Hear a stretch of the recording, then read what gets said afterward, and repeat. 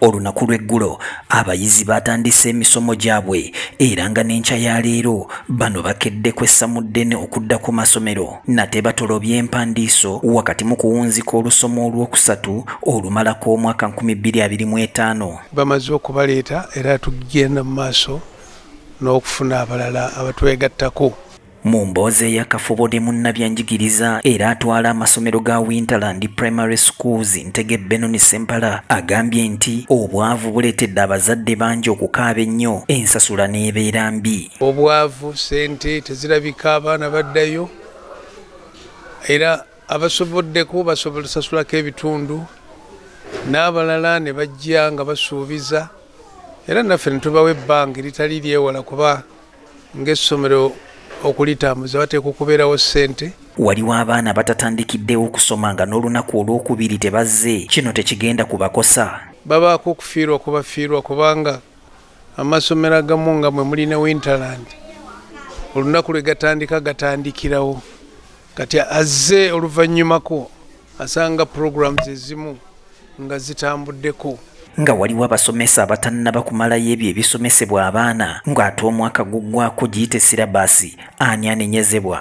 Bw'ebaayo omusomesa atamaze atamalayo ng'alina ate topics eza ttaamu ey'okubiri zagenda okutwala mu ttaamu ey'okusatu oba bubeera bugayaavu oba omukulu w'essomero supervisor asooka yandibadde yakiraba dda amagezi agayinza okuweebwa era kwe kutuula wansi ne bakola program nga n'ezo eziyita mu so nga ate abaana tebabawala budde.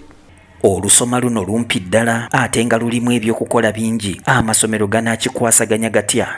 Visitation days, class days, entertainment, mulimu aba top class kati ogenda mu class okusumuka ogenda mu P1 mulimu ebya music, dance and drama eri abazadde byonna ebyo byagala okutuula wamu era ku ssaawa eno kyandibadde nga amasomero gatuula dda ne gakitegeka ekiba nti bajja kusobola okutambuza programu nga bagoberera kye baateeka wansi n'obudde bwe kyaweebwa konaani yali akivunaanyizibwako.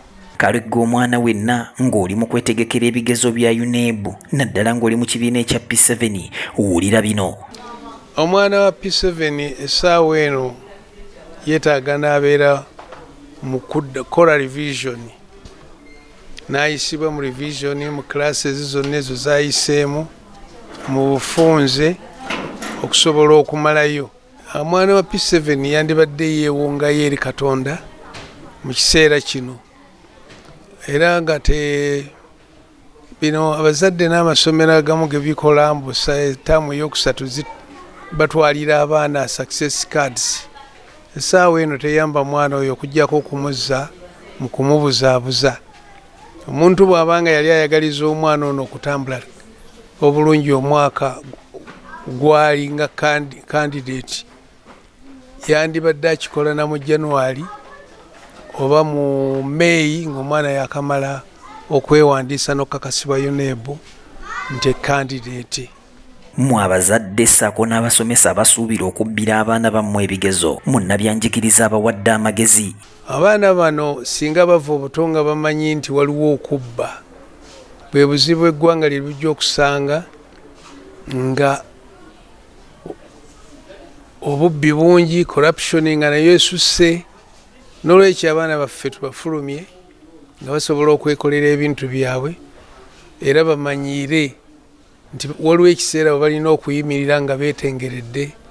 Omusomesa ategeerekese nga Hassani ono ng'asomesa ekibiina kya 7 awadde ensonga lwaki abaana ababe abatandisizza na bigezo ziyite tesiti. Twagala bagenda otuuka ku UNEB nga bali familia n'empapula kubanga abaana baba bazze nga bazikola baziyitaayitamu naye ng'ogyeko ekyo naye era naffe kituyambako okupimapimamu okulaba nti bano abaana batuuseewa nti mweno sabujekiti asinga okola ali mu mmeka. Rozi Bazubagira ono nga musomesa ow'abaana abato naye annyonnyodde engeri gye batandiseemu olusoma luno wakati mu kkwata olunaku olwokubiri. Lwakuba nti ka holiday kano kabadde kampi tebazze nnyo mabega naye era we twabasindika ate si bwe bali naye mu wiiki ng'emu tujja kuba tukomyewo ku layini ffenna. Ono akkatiriza nti kirungi okusomesa omwana nga bw'akwatako ku ekyo ky'obeera omusomesa. Nungi nnyo era nkubiriza amasomero gonna naddala kindergartens abaana bano okuba engaginga ennyo mu hands on activities zibayambira ddala okutandikira ddala ku bwongo muscles ate n'okubeera creative bonga si musomesa ya mugambi. Tubateeka mu activities ez'enjawulo bonga twabakoledde materials era nakati ndowooza olabira tukyakola kati tuba engaginga nti tushadinga nabo tupestinga nabo bwe nkikola akantu ne muwa n'ateekako ggulu ne mugamba teeka wano. Tetubadde nnyo mu kuwandiika, actually tuwandiseeko katini naye ng'okusinga tubadde ku hands on activities.